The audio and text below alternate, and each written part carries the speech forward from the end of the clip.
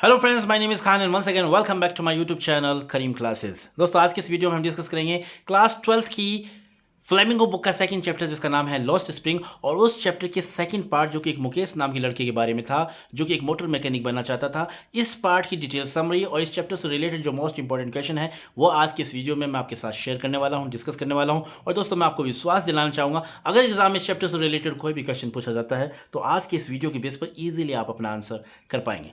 So without wasting any time let's get into this video. तो चलिए बिना देरी के शुरू करते हैं आज के इस वीडियो को। बस मैं एक बात आपको अच्छी तरीके से रिकमेंड करना चाहूँगा कि प्लीज़ आप इस समरी को और इंपॉर्टेंट क्वेश्चंस को जो आज के इस वीडियो में मैं आपको बताने वाला हूँ इन्हें अपनी नोटबुक में अच्छी तरीके से नोट कर लीजिएगा और याद कर लीजिएगा। तो चलिए शुरू करते हैं। जैसे कि आप स्क्रीन पर देख पा रहे हैं, हमारे जो चैप्टर का टाइटल है, शीर्षक है, वो है lost spring stories of stolen childhood. ठीक है, अनीश जंगनी से लिखा है। और सेकंड पार्ट है मुकेश नाम के लड़के के बारे में जो कि एक मोटर मैकेनिक बनना चाहता है। अब क्या समझिए, बड़ी आसान भाषा में, बहुत ही सिंपल और शॉर्ट एंड स्वीट मैंने लिखी है, इजीली आपको समझ में भी आ जाएगी। और अगर आप इस समरी को अच्छी तरीके से याद कर लेते हैं तो इस समरी के बेस पर ही इजीली आप अपना आंसर कर पाएंगे अगर एग्जाम में कोई भी क्वेश्चन इस चैप्टर से पूछा जाता है।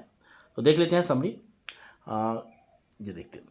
In the second part of the lesson, in the second part of this lesson, the author Arizan throws light on another victim of child exploitation, Mukesh. यानी इस सेकंड पार्ट में हमारी जो लेखिका है अनीश जंग, वो एक तरह से चाइल्ड एक्सप्लॉइटेशन का जो शिकार है। हमारा दूसरा जो पात्र है, करेक्टर है, मुकेश नाम का लड़का है, उस पर एक तरह से उसकी ज़िंदगी पर, उसके जीवन पर प्रकाश डाला जाता है। He is the son of bangle maker but he wishes to become a motor mechanic. अब मुकेश जो है वो किसका लड़का है? एक चूड़ी बनाने वाले का लड़का है, लेकिन वो चाहता क्या है? He wishes to become a motor mechanic, लेकिन वो एक मोटर मैकेनिक बनना चाहता है। He wants to own a car and drive it, और वो चाहता है कि उसकी खुद की अपनी कार हो और उसे वो चलाए, उसे वो चलाना सीखे।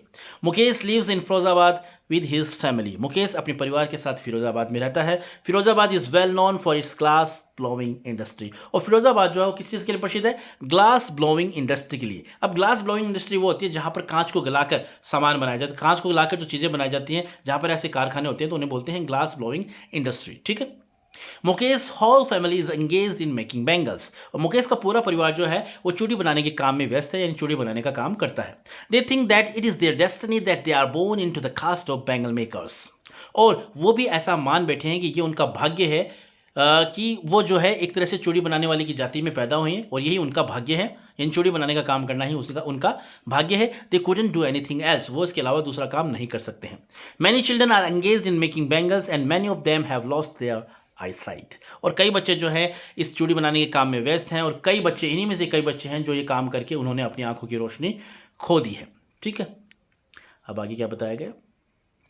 Mukesh and his family live a life of misery and poverty. अब मुकेश और उसका जो परिवार है वो एक तरह से बहुत ही दुखी जीवन जी रहे हैं, गरीबी का जीवन जी रहे हैं। जैसा कि मैंने आपको बताया था, चैप्टर में भी हमने पढ़ा था कि वो दादी अम्मा जो बताती है कि पूरे जीवन में उन्होंने शेर भर खाना भी, यानी पेट भर खाना कभी नहीं खाया, क्योंकि जो ये काम करते हैं बैंगल मेकिंग का, चूड़ी बनाने का, इससे इतनी कमाई नहीं हो पाती कि अपने परिवार का गुजर बसर आसानी से वो कर सकें, यानी पेट भोजन भी अपने परिवार वालों को वो नहीं खिला सकते। ठीक है, तो इस तरीके से मैंने इसे बहुत ही सिंपल लाइन में लिखा है। Mukesh and his family live a life of misery and poverty, यानी मुकेश, उसका परिवार पूरा गरीबी का जीवन जी रहा है। They don't even get a full meal in day, यानी एक दिन में पेट भर खाना भी उन्हें प्राप्त नहीं होता। They don't have courage to do they don't have courage to go against traditions unlike Mukesh, और उनमें इतनी हिम्मत भी नहीं कि इस परंपरा के खिलाफ वो जा सके, यानी जो परंपरागत, जो पुश्तैनी, जो उनका धंधा है, जो ये काम करते आ रहे हैं चूड़ी बनाने का, इसके अलावा दूसरा काम वो कर भी नहीं सकते, इतनी उनमें हिम्मत भी नहीं है छोड़कर मुकेश को। क्योंकि एटलीस्ट जो मुकेश जो था उसने इतना साहस किया, वो मोटर मैकेनिक बनना चाहता था, यानी एक परंपरा से अलग हटकर वो काम करना चाहता था, लीग से अलग हटकर काम करना चाहता था। तो मुकेश के अलावा परिवार के किसी भी सदस्य में इतनी हिम्मत नहीं हुई कि वो इस परंपरा से हटकर कुछ नया बिजनेस, कोई नया काम स्टार्ट करे। In the end, the author feels happy when she senses a flash of craze in Mukesh who wants to change his destiny and become a motor mechanic। और लास्ट में यही बात बताएगी, कुल मिला के एसेंस भी यही है कि जो हमारी लेखिका अनीश जंग है वो काफ़ी खुशी महसूस करती हैं जब वो मुकेश के अंदर एक तरह से साहस की चिंगारी देखती हैं, झलक देखती हैं उसकी। Who wants to change his destiny, यानी मुकेश जो था वो अपने भाग्य को बदलना चाहता था और एक मोटर मैकेनिक बनना चाहता था, और उसकी यही बात, उसकी यही सोच, उसका यही सपना जो है देख कर लेखिका जो हमारी है उसे काफ़ी खुशी होती है। तो कुल मिला के यही इस चैप्टर के अंदर बताया गया है। तो इस चैप्टर में, जैसे कि लॉस्ट स्प्रिंग चैप्टर का नाम है, इस चैप्टर में हमारी लेखिका ने दो बच्चों का एग्जाम्पल देकर, एक तो साहिब आलम और दूसरा मुकेश, इन दोनों का एग्जाम्पल देकर एक तरह से चाइल्ड एक्सप्लॉइटेशन को एक्सप्लेन करने की कोशिश की है। ठीक है, तो चाइल्ड एक्सप्लॉइटेशन के बारे में बताया गया। ठीक है, तो ये समरी थी, बहुत ही आसान भाषा में मैंने आपको समझाने का प्रयास किया। मुझे उम्मीद है समरी आपको अच्छी तरीके से समझ में आ गई होगी। अब देख लेते हैं इस चैप्टर से रिलेटेड मोस्ट इंपॉर्टेंट क्वेश्चन, और मैं आपको रिकमेंड करना चाहूँगा कि इन क्वेश्चंस को, इस समरी को आप अपनी नोटबुक में नोट कर लीजिएगा और अच्छी तरीके से याद कर लीजिएगा, क्योंकि एग्जाम में अगर इस चैप्टर से रिलेटेड कोई भी क्वेश्चन पूछा जाता है तो आज के इस वीडियो के बेस पर इजीली आप उनका आंसर कर पाएंगे। तो चलिए देखते हैं कौन कौन से क्वेश्चन है। पहला क्वेश्चन जैसा कि स्क्रीन पर आप देख पा रहे हैं, what makes the city of Firozabad famous, यानी फिरोजाबाद जो है कौन सी चीज़ें हैं जो फिरोजाबाद को फेमस करती हैं, प्रसिद्ध बनाती हैं। तो आंसर हो जाएगा glass blowing industry makes the city of Firozabad famous, यानी कांच को गलाकर जो चीज़ें बनाई जाती हैं वहाँ पर ऐसे कारखाने, तो ये कारखाने जो हैं, ग्लास ब्लोइंग इंडस्ट्री जो है फिरोजाबाद को फेमस बनाती हैं, प्रसिद्ध बनाती हैं। Every other family in Firozabad is engaged in making bangles, हर दूसरा परिवार जो है, हर परिवार जो फिरोजाबाद में है वो क्या है, चूड़ी बनाने का काम करता है, सभी चूड़ी बनाने के काम में व्यस्त है। Families have spent generations working around furnaces, welding glass and making bangles for all the women in India, यानी परिवार जो है उन्होंने सदियां गुजार दी हैं भट्टियों की चारों तरफ काम करते हुए, कांच को जोड़ने के काम करते हुए, चूड़ियाँ बनाने के काम करते हुए, यानी चूड़ी बनाने का, कांच को जोड़ने का ये काम करते हुए परिवारों ने सदियां गुजार दी हैं। तो कुल मिलाकर आप मोटे तौर पर यही लिख सकते हैं कि जो ग्लास ब्लोइंग इंडस्ट्री है इसी के कारण जो है फिरोजाबाद फेमस है और फिरोजाबाद में चूड़ियों का काम किया जाता है, चूड़ी बनाने का काम बहुतायत में किया जाता है। ठीक, तो सिंपली इस तरीके से आप अपना आंसर कर सकते हैं। दूसरा इंपॉर्टेंट क्वेश्चन है, mention the hazards of working in the glass bangles industry, यानी ये चूड़ी बनाने की जो इंडस्ट्री है यहाँ पर काम करने के नुकसान क्या है। तो इनसे मोटे मोटे तौर पर दो जो है मेन जो नुकसान है वो बताए गए हैं, तो वो आप इस तरीके से लिख सकते हैं। The two hazards of working in the glass bangles industry on the labourers are, यानी जो मजदूर वहाँ पर काम करते हैं उन पर दो बड़े नुकसान ये होते हैं, उन्हें दो बड़ा नुकसान ये होता है। एक तो ये, the working near the furnaces with high temperature leaves adverse effect on the health, यानी इन भट्टियों में उच्च तापमान में जब वो हाई टेम्परेचर पर काम करते हैं तो इसका उनके स्वास्थ्य पर बुरा प्रभाव पड़ता है, पहला तो ये। और दूसरा, they also lose their eyesight, और इन भट्टियों में, इन इंडस्ट्री में काम करके उन्होंने अपनी आंखों की रोशनी भी खो दी है। ठीक है, तो सिंपली दो जो बड़े नुकसान हैं जो उन्हें होते हैं, इस तरीके से आप अपना आंसर लिख सकते हैं। अब बात करते हैं हमारे क्वेश्चन नंबर 3 की, और क्वेश्चन नंबर 3 है, what did the author learn about Mukesh father, यानी मुकेश के पिताजी के बारे में ऑथर को क्या पता चलता है।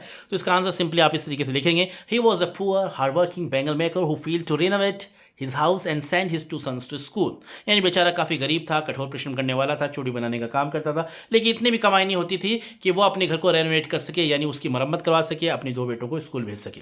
ठीक है, he taught his sons the art of bangle making, उसने अपने बच्चों को सिर्फ एक ही बात सिखाई और वो थी बैंगल मेकिंग, यानी चूड़ी बनाने की कला। ठीक है, आर्ट ऑफ बैंगल मेकिंग। ठीक है, तो इस तरीके से सिंपली आप अपना आंसर करेंगे। अगला हमारा क्वेश्चन है, why did Mukesh not dream of flying airplanes, यानी मुकेश ने फ्लाइंग एयरप्लेन्स उड़ाने का सपना क्यों नहीं देखा।